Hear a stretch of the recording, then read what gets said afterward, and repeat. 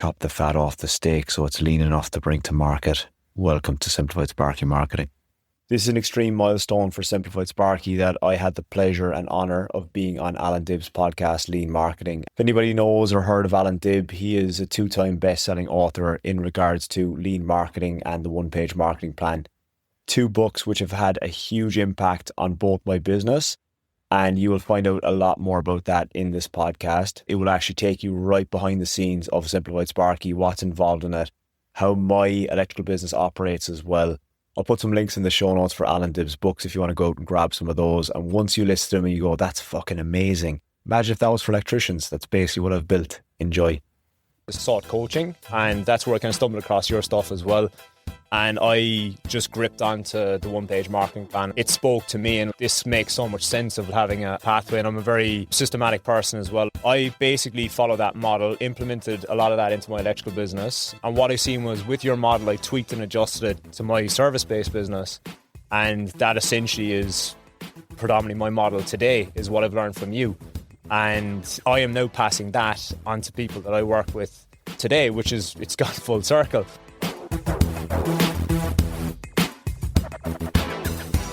Welcome to the podcast. I've been wanting to talk to you for a long time for a couple of reasons. So, first of all, you've had massive success, which is really, really cool. But you've done something which I get asked about all the time, which is how do I monetize my knowledge, my experience, my skills in a particular field and make a living out of it, and even more than make a living out of it, do really, really well out of it. So you've done that. You've cracked the code. So I really want to go in depth and talk about, how you did that, what you did, what you're charging, all of that sort of stuff.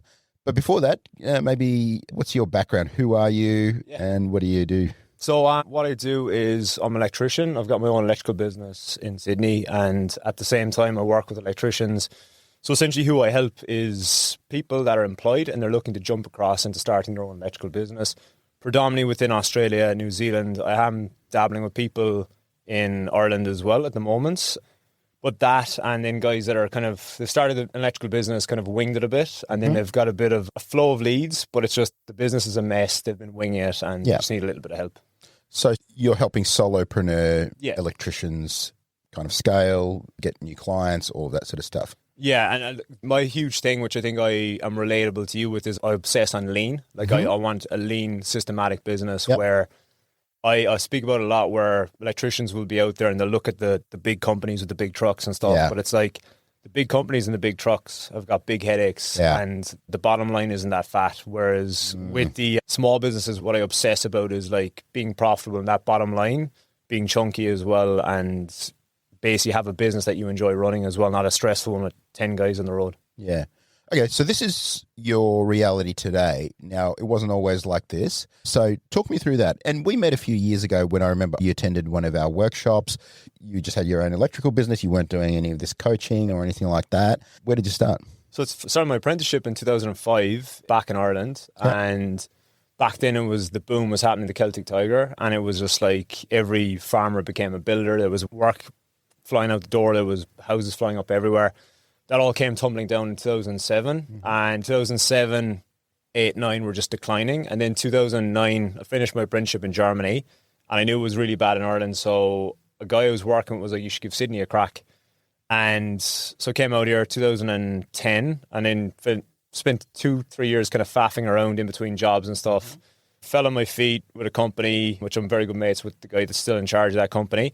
And I did my time there, decided I wanted to do my own thing, started my own business in 2016, kind of winged it a little bit, like I see people doing, electricians doing, and after about 2 years I sought coaching, and that's where I kind of stumbled across your stuff as well. And I just gripped onto the one-page marketing plan as well. It spoke to me, and like, this makes so much sense of having a pathway, and I'm a very systematic person as well, of like, okay, well, if without that you don't have this bit, and without that bit you don't have this bit. So I basically follow that model, implemented a lot of that into my electrical business. And what I seen was with your model, I tweaked and adjusted it to my service-based business. And that essentially is predominantly my model today, is what I've learned from you.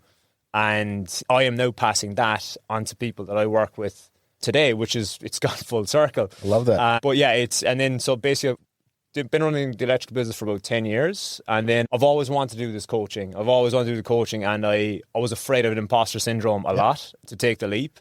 So I basically was like, I'll just stick a toe in the water. I started doing my podcast, sticking out short, digestible, like 10-minute episodes. And then what happened from that was a lot of people started to reach out to me on Instagram and stuff like that and say, hey, I love the podcast. When are you doing your own thing? And it took 5 or 6 people to finally go, like, when are you doing your own thing, to go, let's start something. Let's see what happens here.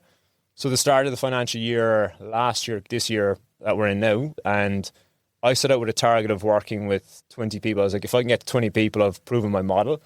So we've currently got like 2-3 months left in the financial year, and I'm at 26 members at the moment. So it's onward and upward. So my in game is to dial my electrical business in even further. It's pretty systematic, but even further, so that it's juicy for the sales. So that's going to be the next chapter, is get rid of my electrical business and focus purely on the coaching. Love it. So tell me about your journey, because, I mean, you had imposter syndrome in terms of, hey, I maybe haven't dialed in my own model yet, so I'm not going to start teaching, which I love that you kind of dialed in your own business. You made sure that this actually works. You're not making up bull crap where you haven't done the thing. So many people are coaching stuff that they've never actually done. What were some of the key things that you changed in your business to go from, as you mentioned, sort of faffing around, it's sort of working, sort of not working, to, hey, now it's systemized, it's highly profitable, I'm getting clients? Like, what were some of those things that you implemented? Okay, so the number one thing, and any electrician watching this, I would say, is just have a look at your pricing. Your pricing is huge. Pricing and your target market. That if you have the right clients, they will pay the money. I think it's a big myth that people won't pay for the service. I think you were a prime example of somebody that will happily pay over and above if somebody does a good job and comes to your house and they do the electrical you want. But some of the biggest levers I pulled were dialing in on my target market, niching down. I only do residential service and maintenance work. I do not work for builders. I work directly for mums and dads in my electrical business, just homeowners in general. Having my admin delegated out was huge. Like, so systemizing that, handing over my phones and handing over my admin as well. So just very basic things that were monotonous, repetitive, handing those over so I could concentrate on actually doing the work and bringing the money in. And yeah, just getting my pricing dialed in, because after that it was like, obviously you can charge, let's just say $100 an hour and work 40 hours a week and make $4,000. But if you put your hourly rate up to $200 an hour, you've only got to do 20 hours a week to do that. So it was a big mind shift for me to actually just change my pricing, work for better clients. And then I started tweaking, doing things, and just methodologies of how I quote as well is very unique. And I've stolen some things from other avenues and integrated it into my electrical business for quoting purposes. And it just skyrocketed. So essentially, that's what I teach my members now, is just simplistic systems that they can plug into their electrical business to make more money and get more time back and freedom as well. I love that. And I remember years ago we had that conversation around, should I be doing residential or should I be doing some of the commercial stuff? And we talked pricing a lot. We had some of those different conversations. Were there any key moments that kind of like something clicked? Like you're like, you know, I'm going to try this and wow, this thing worked. I was changing with the messaging on my website and I was very afraid to do so because I was sitting there going, am I going to lose work if I change my messaging? So I changed the messaging, took this big risk, and then lo and behold, I started getting the work that I wanted to get. Yeah. And I was like, that worked. And then that's something as well that I emphasize so much with the mentees inside the mentorship, is dialing in your messaging for the work that you want, and then the work will come your way. Yeah. And I remember we also talked about you were working different areas and starting to target more affluent suburbs, right? Yep. Being very, very intentional, because a lot of people are like, you know, we'll do anything for everyone, right? Yep. And anyone who calls, and then there's people who call in and like, you know, they're super price sensitive. They're just price shopping. Whereas, as you mentioned, you know, some of the people who are in affluent suburbs value speed, quality. Price is not their number one thing. I'm not saying price doesn't come into it, but it's maybe number 3, number 4 down the ladder. Yeah, I totally agree with that. What you'll find is it's not even the affluent suburbs. Like, you'll find where I service in Sydney is the inner west, and like there are some very nice suburbs in that area, but I work for some fantastic people. To what you're saying is like price comes maybe third or fourth down the line. Not saying that price isn't a factor. Price is always going to be a factor. Yeah. But it's somebody that shows up. It's somebody that keeps them informed with the communication along the way of their quotes accepted, when would they like to book in. There's a tracker on arrival. So when I go to a job, it will literally send them a tracker like Uber, just to say like we're on the way. Therefore, they can grab their coffee, come back and be like, okay, the electrician's coming in 5 minutes. I can see him on my tracker. So it's those little 1%ers that will leave that 5-star review. And that's what I say to my members is like, I call it getting your 5 stars of your review. And the very first star starts when you pick up the phone, you give them that experience on the phone, the good experience. And then it goes along the way to the 5th star is concluding the job. But in between is like how you do the work, how you wow them. And then you basically go on your way, you get that 5-star review. That very first star comes from the communication when you pick up the phone and you handle them and treat them with respect. And they're like, that was a great interaction, because some people are rummaging around in a roof or under a house and they're just like, yeah, and they can hear a drill in the background. Whereas my phones are delegated out, so it goes professionally to an office. It's all about the experience. Super quick podcast interruption. Hope you're enjoying it. If you check out the show notes attached to this podcast, there are links to find me directly. If you want to work with me, I work with electrical business owners just like you, improving their electrical businesses. If you want a little bit extra to the podcast, there's also a short email series to improve your Simplified Sparky marketing flywheel. Back to the podcast. So it feels like we're almost moving through each block of the one-page marketing plan. We talk target market, which is sued here, right? Number one. No.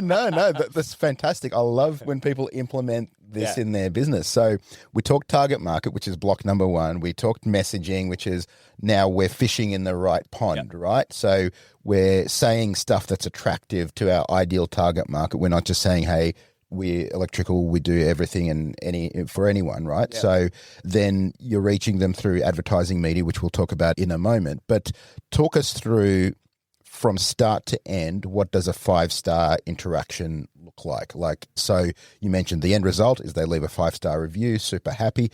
Where it starts is that phone call. So walk us through that 5-star experience. Okay, so what would happen would be they call up, they get a professionally answered either online, they will get a template banged out to them straight away from my assistant online, or else if they call up, they will run through the system.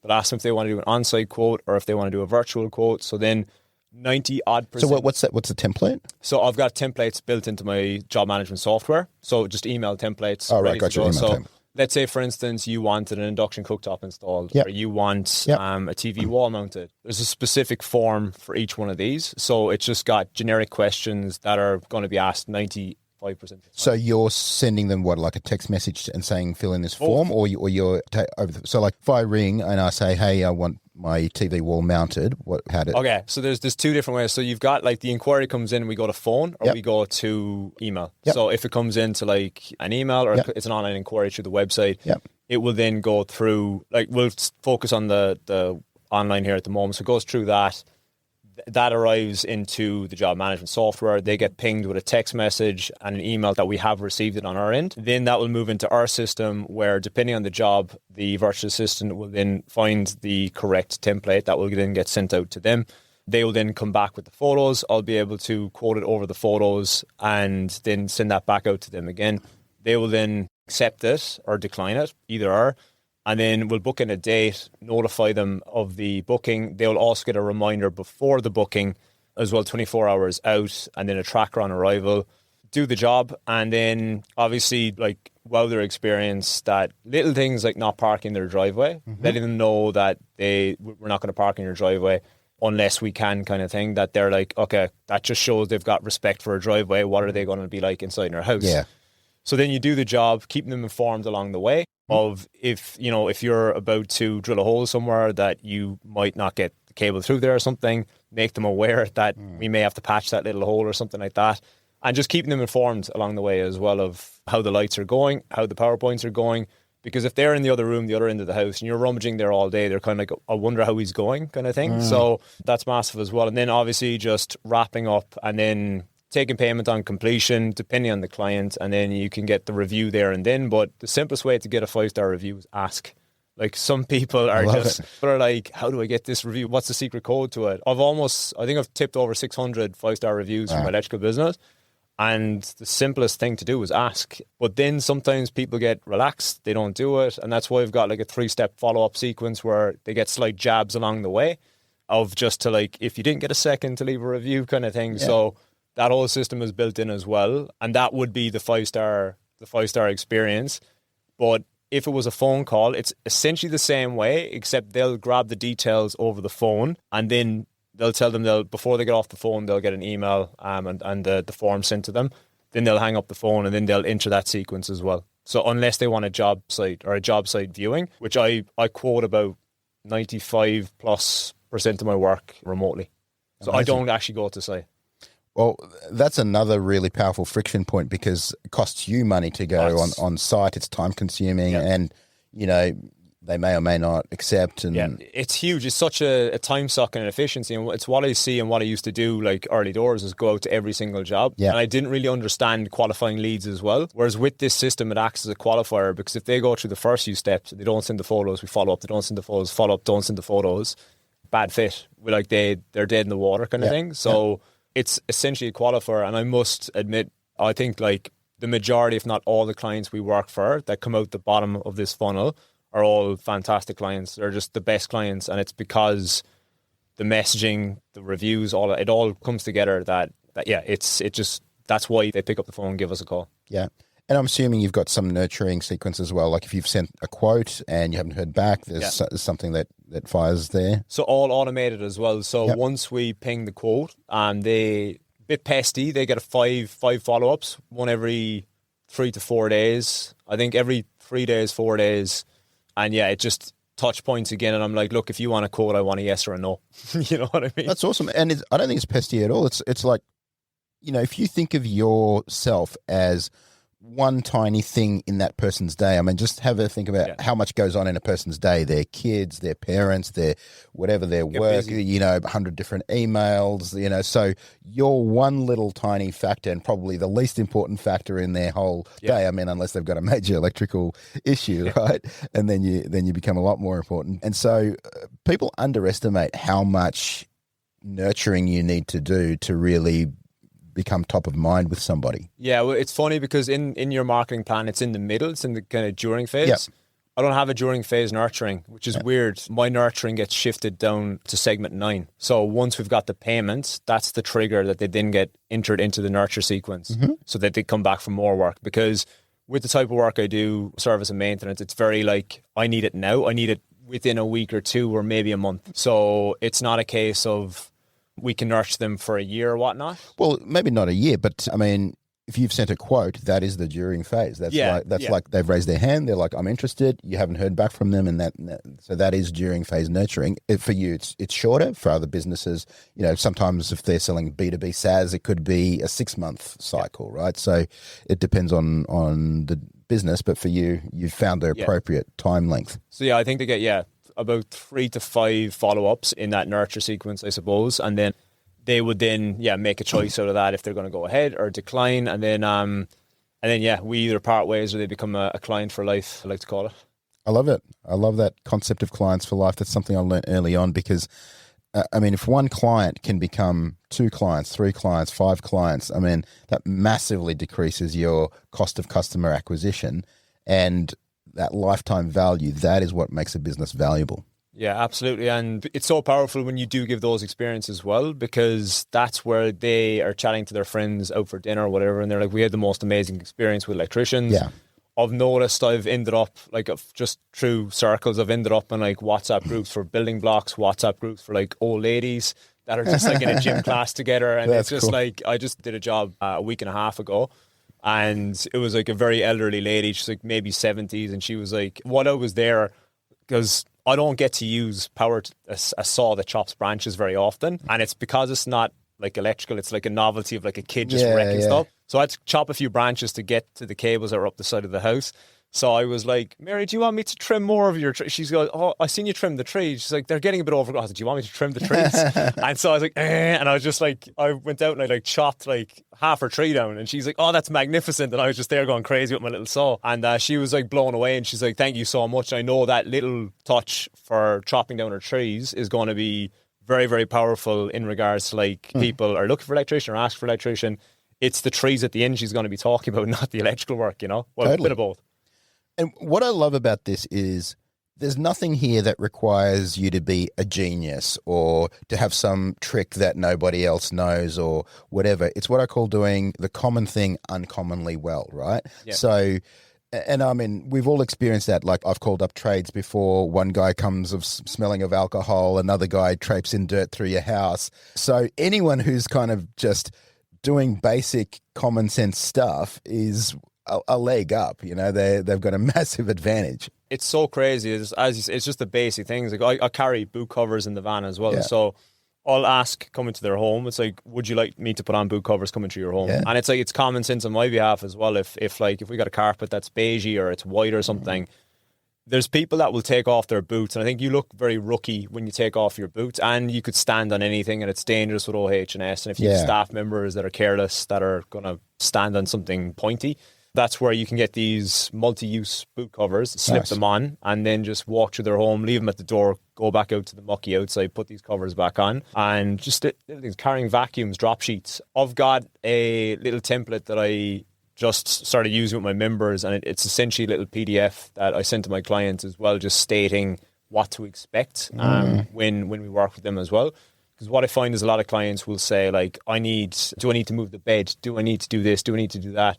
So I've been around so long now, I know what they ask. So now I'm getting into their head before they can even think about it, to be like, That's how awesome. does he know that? It's just common sense to me, but it's going to give them a great experience. Yeah. So all of these things, these small little things, and each one seems small and each one is small, but they add up to basically delivering a world-class experience, which is kind of that last bit of the one-page marketing plan, is delivering the world-class experience. Then that leads to people having a remarkable experience, and remarkable means people are going to remark on it. They're going to tell their friends, they're going to tell their family, they're going to do all of that stuff. But I think it's interesting that despite you delivering that world-class experience and that remarkable thing, you still ask for the review. You don't just hope and pray, I hope they leave me, I'll do a really good job, I hope they leave me a review. You still ask. Asking is the beginning of the receiving process, right? Yeah, and I don't know if it's an ego thing. They're just scared to ask. But it's like, if you don't ask, you don't get. There's so many examples of that, even in my electrical business or my coaching business, that I've just asked questions. It's just, if you don't ask, you don't get. So the biggest thing is just ask, and you'll get a review, provided you've done a good job. Yeah, of course. And I think that's so powerful. So that's so awesome. I really love that. And now you've managed to run a very profitable personal business, right? You don't have a lot of staff, you don't have a lot of overheads, you don't have all the offices, you don't have to go out and quote. So you've kind of cracked the code on, hey, how do I run a solopreneur electrical business focused on residential, which is something that a lot of people want, right? So how did people start asking you about, hey, I'm an electrician, how do you do what you do? Like, how did they start, I guess, picking your brain and going from there? So what I did was I started with a podcast. Kind of that. It's funny, if I look back, it took me about a year and a bit to start getting any bit of traction in the podcast. The traction only came when I started working with the coach I'm working with now. And I then moved across to promoting it on Instagram. And then I think through Instagram, it sent traffic across to the podcast, and word of mouth started traveling as well within the electrical community. Then people would listen to the podcast. I actually had nothing to offer when I launched the podcast. It was just trying to build up my authority, and just so people would see me as an authority, that when they start listening to podcasts, they can relate to stuff that I'm speaking about or stuff that they need to implement in their business. So yeah, essentially then it was people came from Instagram, just purely two sources, Instagram and the podcast, and just started messaging me, asking me when I was going to start. And then give it, a couple of months in, I just started up Simplified Sparky mentorship, and then got people in that way. And who is it for? So who it's for is the electrician that is currently employed, wanting to start his or her electrical business, or the person that started a business with no idea, and they're about a year or two in with maybe sub 5 staff, that they're just getting by, spinning wheels, completely unsure of if they're making money or not, completely unsure of their marketing, all stuff like that needs to get squeezed up and dialed in. Just start running a proper business. Because what happens is people take staff on, they actually scale a loss. They don't know their numbers, they don't know what they should be charging. So then they actually put fuel on the fire by getting a staff member in, probably paying that staff member more than they pay themselves. And then they end up shutting the doors and going back working for wages. So that's kind of my job, is to prevent that. Amazing. And so talk me through that pivot that you made. So, or I guess it's not a pivot, it's an extension of what you're doing. Is, okay, you've got the electrical business. It's been a proof of concept. You're not an imposter now. You're doing the actual thing that people really want to do.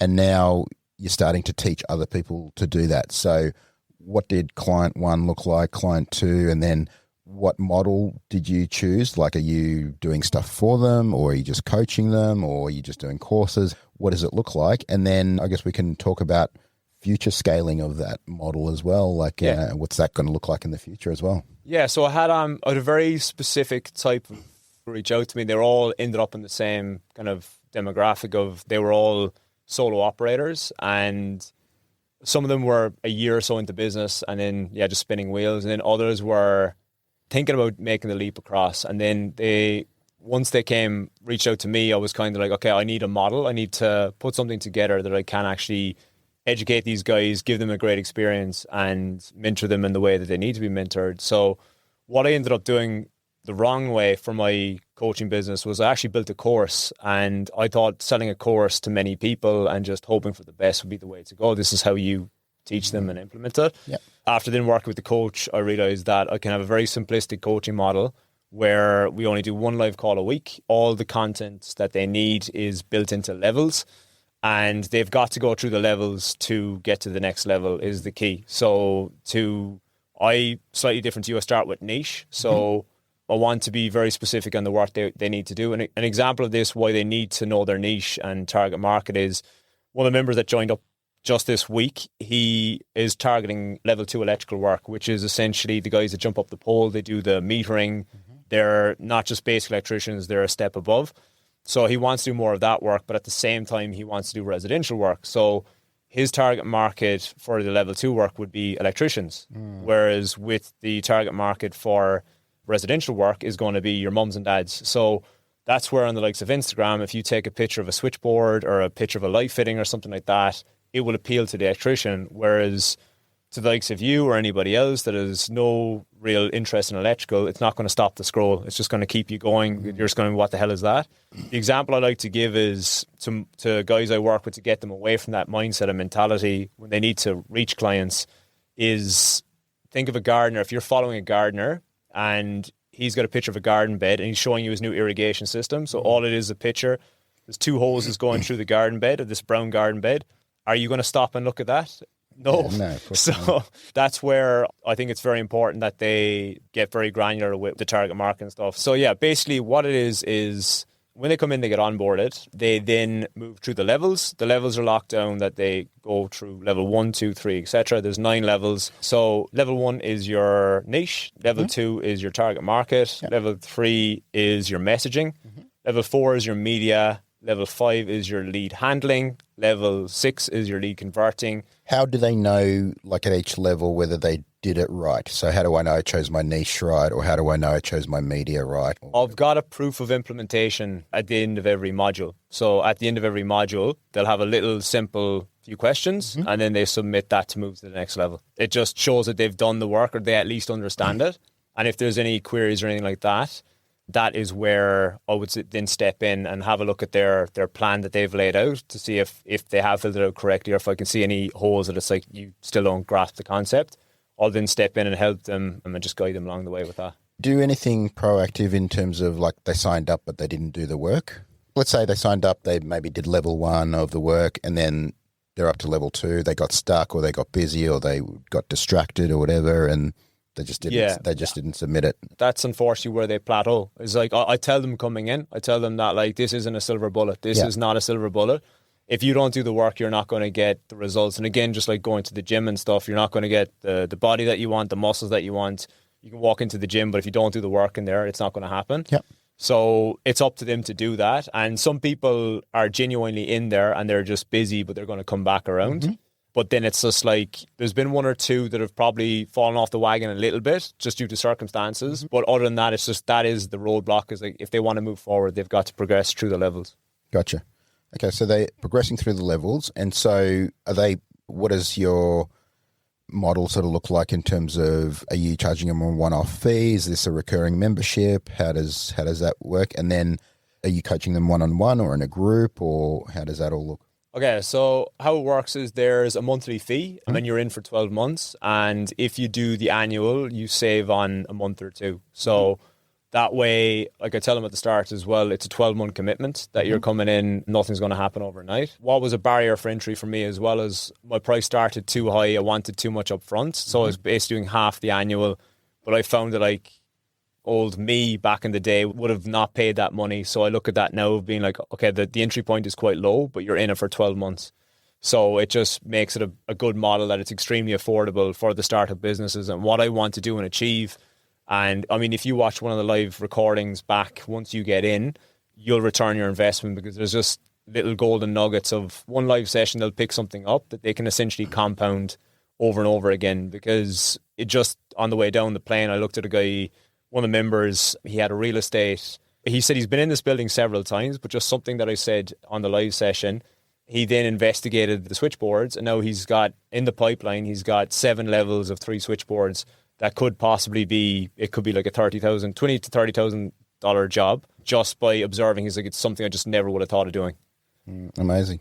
And how are you delivering? So you've got like, they're going through the course levels. Is there like a weekly group call or are you coaching them one-on-one? What does that look like? So yeah, you'll have a few calls with me on the duration of it along the pathway. One after level 3 just to make sure, just to course correct if anything is wrong or off or you need help with anything.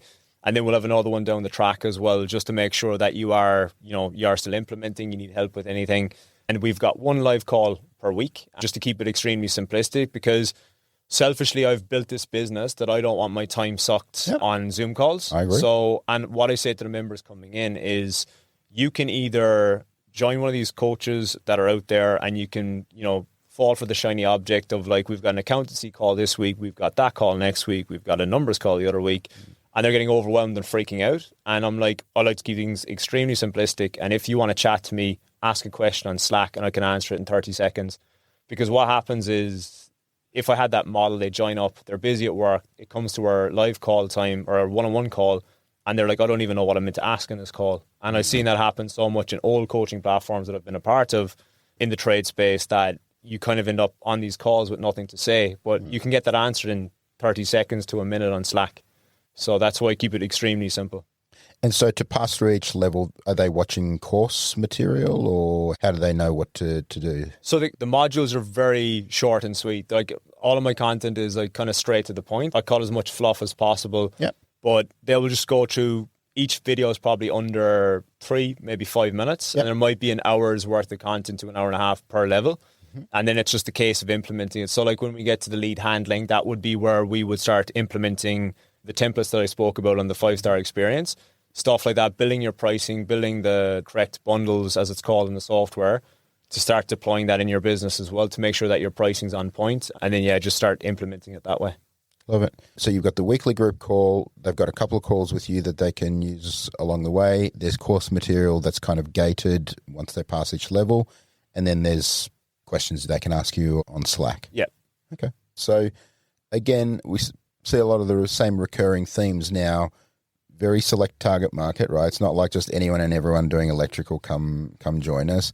Just do the simple things, the common things uncommonly well, deliver a great experience, right? Yeah, absolutely. And I think before I started working my coach, because I think you hit fight or flight mode and desperation, I started off working with all tradies. So my podcast was called Simplified Trading Marketing, but now it's Simplified Sparky Marketing. And I started off, anybody that entered anyone's home was who I worked with. So cleaners, carpenters, plumbers, whoever entered someone's home. Yeah. Because the model is, like, you can replicate this model into, you just unplug the trade and plug the other trade in. Yeah. It's extremely replaceable with any trade. And my coach is like, dude, just go all in electricians. Like, how many electricians are out there? And like, yeah, right now we've got working with 26 guys, our companies, and it's only scratching the surface at the moment of like, this is the first few months of this business. So there's plenty of work out there. It just goes to, I wanted to practice what I preach. I practice niche. And then I was like, I know niche. And it was extremely fulfilling that in slight desperation at the start, a plumber reached out to me, goes, love your stuff. And like I said, it's adaptable.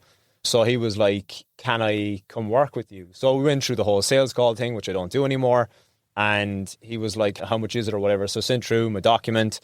And he was like, oh, you're a bit too expensive for a new coach kind of thing. So lo and behold, about a month ago, he reached back out to me and he said, hey, mate, been listening to your stuff, keen to come in now. And I was like, I only work with electricians now. And he basically made that decision happen as well. I said, like, the proof's in the pudding, just stick to electricians. And I'm so glad I did as well, because I can talk electrical jargon all day. I think you have to be somebody else around plumbers. You have to be like, all right, I can't just talk about electrical the whole time. I have to divvy into plumbing or cleaning or whatever. It's a really good environment, good community. Like, the guys I'm working with are absolutely A1, and it's because they've had enough of my content that's the best kind of clients that come to me. And I don't run ads. I don't run cold ads to a cold audience and then have a sales team bring them on. I just let the podcast stuff do the sales, and they'll naturally come to me. And then, if they're a good fit, they come in and implement it into their business. Well, yeah, we were talking earlier over lunch about a concept that a friend of mine, Taki Moore, calls brand width, which is how much time have they spent on your content, and that makes a huge difference with how good they are as a prospect and as a customer. So in your case, it was interesting you mentioned if someone's only listened to a little bit of your content, you actually get them to go back and listen. Tell me about that. I think it's to them, it kind of gives FOMO that, why is he rejecting me? Why is he not twisting my arm to get me on a sales call? Whereas the team saying, like, if you don't sign up, where are you going to be 12 months from now kind of thing? I'm like, I don't let them in unless they've had enough of my content, because I don't want a shitty client inside there. Yeah. And I haven't had that yet. Everybody that's come in has been the exact client that I want. And as I mentioned, that one of the members that joined up was like, hey, I've made a lot of money from listening to your podcast. It's now time to see what's on the inside. So that's why you give away your good stuff on the podcast, and naturally it's reciprocity. They'll come back in. And a core teaching in my book, Lean Marketing, and really everything that we teach is around having marketing that's so valuable that people would potentially pay for it, because a lot of marketing is kind of annoying, interruption, spam, all of that stuff. And now we're seeing that a lot more with AI.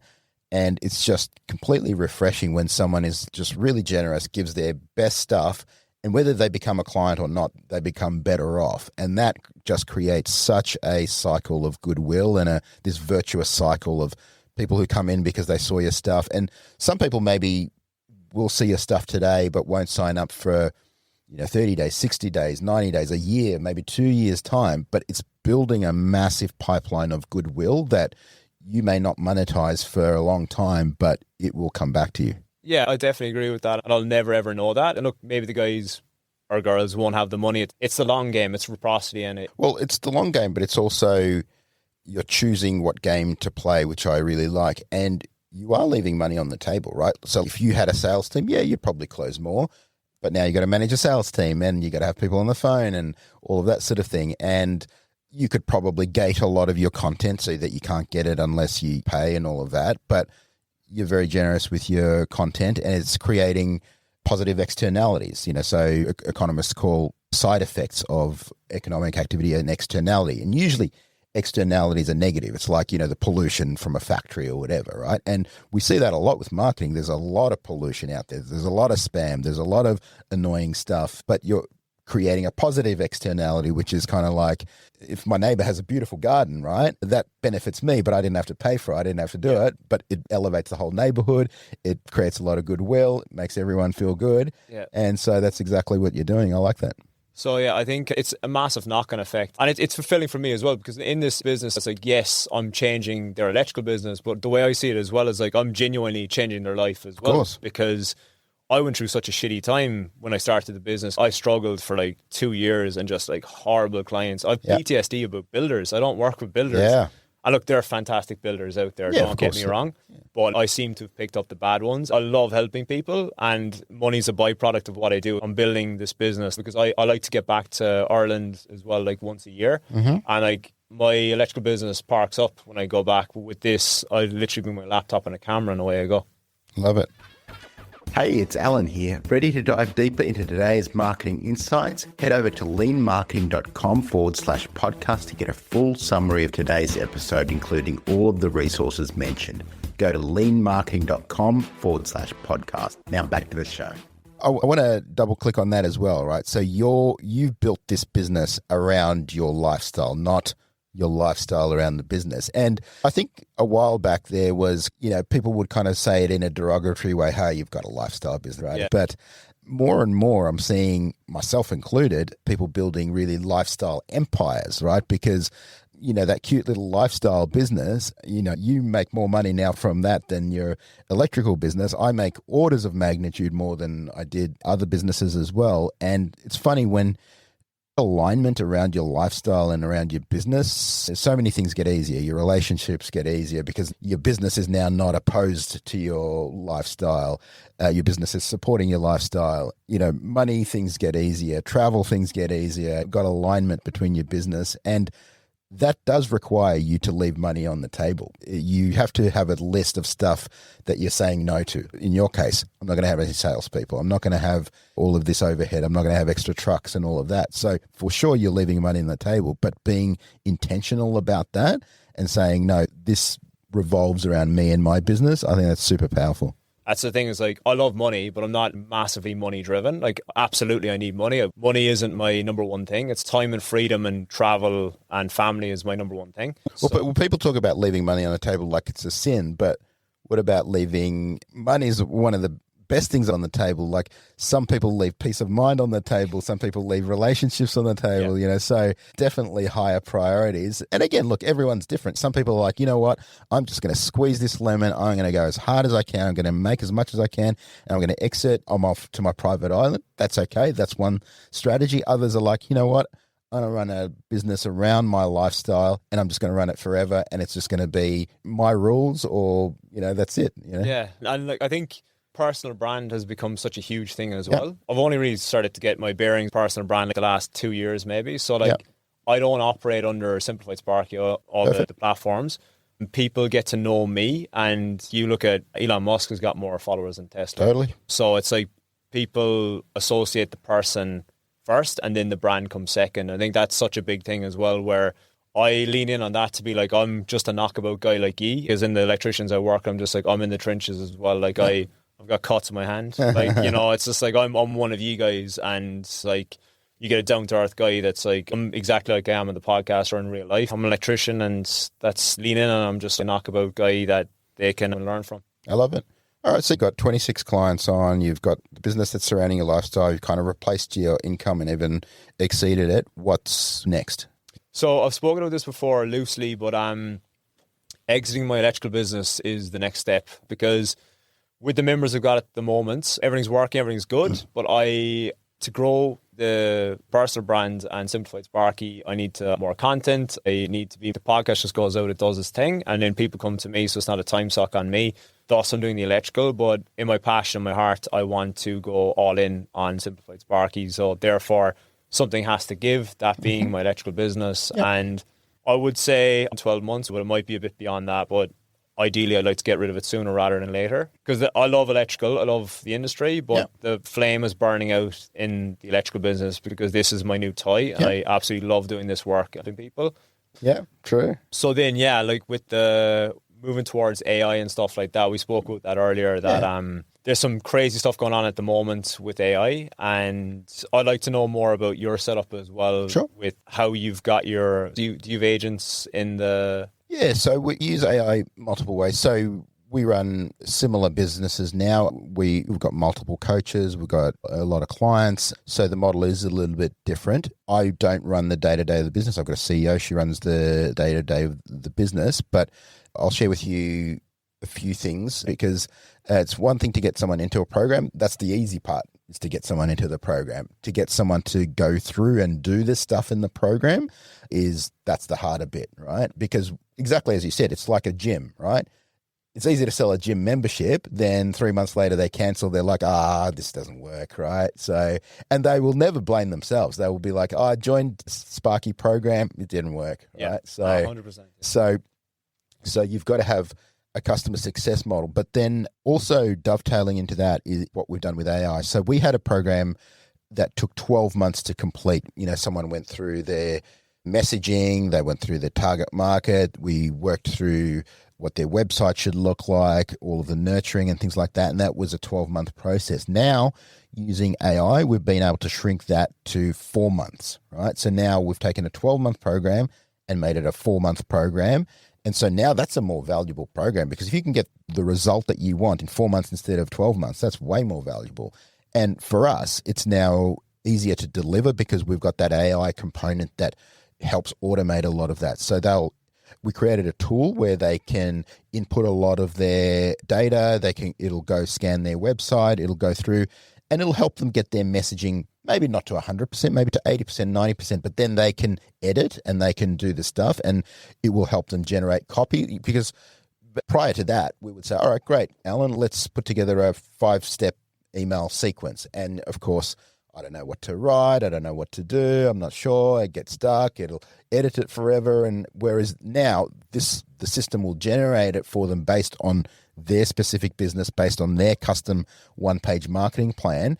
And now that they get to 80%, 90%, then they can just edit the last few, and then boom, they're off to the races. So what I'm seeing with AI is we can get a result faster, right? So it's an acceleration tool. It's not going to replace coaching. It's not going to, do stuff instead, but it's an accelerator. And part of acceleration is also retention. It's more of an implementer tool of what to be built. And I think when I started this, you had, which is the most generic kind of crap going. Yeah. It's very robotic. Yeah, exactly. But now we're dealing with, right now, the time it's recording, Claude's probably going to be old by the time this recording comes out. But I've been playing around with Claude a bit, and it excites me a lot. And I can't say too much about it in case members watch this. But I'm brewing something up in there, which is going to be like a plug-in implementer. So each module is going to have something to complete, and this is going to make life a lot easier. And it's going to make it easier to implement, as you said. Then that will accelerate results and just get stuff implemented into their business quicker. Yes, the magic of AI, like if you just go into AI and say, hey, make me a marketing plan or improve my message or whatever, you're going to get shit, right? It's going to look like crap. The magic happens when you have a clearly defined framework, and we do, of course, with our lean marketing framework and with our one-page marketing plan framework. But then the real key is context. It's now, if it pulls in all the details about your business, it knows how many staff you have, what industry you operate in, what your target market is and your ideal avatar. It's going to give you stuff that's orders of magnitude better. Like, still not perfect, but way, way better. What's your tone of voice? We help people put together a tone of voice guide. So right now, when I write copy, I still don't get the AI to write all the copy for me, but I'll get it to do a first draft, or I'll get it to draft a paragraph. But I've got a skill in there that tells it, how does Allan Dibb write? I've got certain types of sentence structure. I've got certain types of phrases I use, all of that. And so it now can write similar to me. As I said, it still doesn't get it to 100%, but if I can get it to 80%, that's a massive, massive win. So in the stuff that we do, which is helping people have transformations, there were really 3 main models. There were DIY, which is, hey, buy my course and do it yourself, right? And then there's done with you, which is kind of our business model and sort of your business model, which is, hey, let's do it together. I'll show you how, right? And then there's done for you, which is kind of agency. Hey, I'll do your website for you. I'll do your marketing for you or whatever. But now there's kind of a 4th model, which is DXY, which is done accelerated with you. And that's AI enabled. And that's what we've been able to do with our launch program, go from 12 months to 4 months and get better and faster results using some of these tools, but importantly using frameworks and context. That's the key thing. Yeah, I think it's the garbage in, garbage out scenario. Exactly. If you 100%. There's a really funny guy on Instagram. He asks AI stupid questions. Oh, yes, I've seen that guy. Yeah. He did a marathon thing the other day where it was like, I'm going to run a marathon. It's like, okay, I'm back. And he's like, how long was it? And he says like 7 minutes. He's like, no, it wasn't. He goes, yep, it was 7 minutes. I think Sam Altman was actually, he reacted to the video as well. Yes. But that just goes to show how undercooked it actually is, unless in that situation slightly different. But same with context that you give it. If you don't give it enough context, it will just spit out garbage back at you. Yeah. And even an example of this was one of the guys that reached out about my mentorship the other day, and I got his inquiry come into my inbox. So I just immediately emailed him back. It's just saying like, hey, just prepping for the live session today, mate, blah, blah, blah. How can I help you? What are the issues with your business, etc.? And it came back and it was like, see you on the live session later. And I was like, what the hell's going on here, kind of thing. And then I responded to that email and I was like, live sessions just for the paid members, haha. And then he's just like, sorry, that was the AI assistant. So I was like, that just showed how undercooked it was, of just like, it just grabbed something and ran with it. And I've got another mate that's got a successful business in Sydney, and he tried AI phone answering and stuff. He calls it the lead killer. Of like an actual robot answering the phone and booking the job in, because people are kind of like, I just want to speak to a human, and there's a specific pause that happens with the AI phone answering as well that you're like, this is fake. Like it can sound like 80% real, but then it's just like you'll get the pauses and stuff that it's just not fully there. And he reckons that he trialed it with a specific software, and he was like, it was a horrible experience for my clients. And how they try to sell it is they'll take the one or two good phone call reactions where someone's like, oh, that was amazing. But the majority of people are like, that's horrible, I don't like it. Well, especially if you misrepresent what it is. I think it's totally okay to have an AI answering the phone as long as you say, hey, I'm an AI, I can help you immediately. Or if you'd prefer to speak to someone, just hold or leave a message or we'll get back to you, whatever. So in that case, you can make a decision. You're like, you know what? Right. So I think after hours is a big acceptance for it. If it's like, 10 p.m. at night and someone answers the phone and say like, this is an AI answering service. And I was even saying to members, because the software I use has got this integration as well with phone answering ability, but you've got to tweak and adjust your prompts. But I was even saying to them, in this situation, I'd almost disarm the situation. This is an AI bot, but don't worry, I'm actually smarter than Allan. And just kind of disarm a little bit of banter and break the ice. And then be like, what I can do is get Allan to give you a call back first thing in the morning.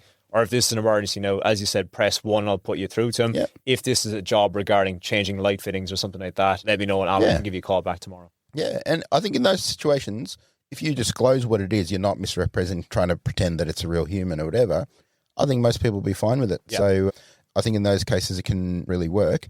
The other place where we're using AI right now is, and we're telling clients to use them, is look at all the places where there's a lot of inefficiency and a lot of manual review. Like, for example, in our team, we had our head of coaching. She was spending hours and hours and hours doing manual review of client calls to make sure the coaches are delivering the right thing, saying the right thing, working with clients in the right way, because that quality control is super important, especially when you start to scale.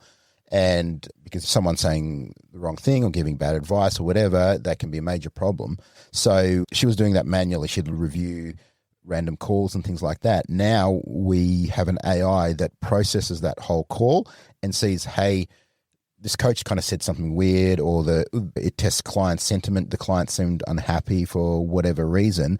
And now she can just see that flagged in the system and address that, rather than having to listen to hours and hours and hours of calls. We can do now every call, and we've got a bit of a dashboard. And then you can start to see trends. You can see, hang on, this coach always seems to get like a lower score than the average coach or whatever, right? And then maybe there's a training issue or a people issue or whatever. Now, with that system as well, is that like a self-built software, or is that part of like a Go High Level or something like that? No, it's a self-built workflow. So we use tools like Fathom to do the call recordings. It'll pull the transcript. I think we use N8N to pull the transcript. It analyzes it through a large language model. I think we use Claude. It'll check certain things, and then it will score the call and put a green, orange, or red in a Notion database. So it's basically like a workflow. And we are now building custom software as well. So we've got one person on the team who's pretty much his job, and we're just hiring another person who's going to support him as well. Yeah, I'm just getting my bearings with Claude and ChatGPT, and that is described. And then the other platforms out there, like your N8N and Automate and Claude Code, or like your fighter jet as such. Yeah, I wouldn't even worry about the tools. Look at the workflows. Look at where are the inefficiencies. For example, in your sales process, where are people falling off? Okay, people are falling off after I send the quote. A whole bunch of people are not responding. Okay, maybe I have an automated SMS bot that pings them. Or, you know what, I'm spending hours and hours reviewing calls. How can I fix that inefficiency? So we talked about constraints and lean. You know, think of your business as like a customer and revenue factory, right?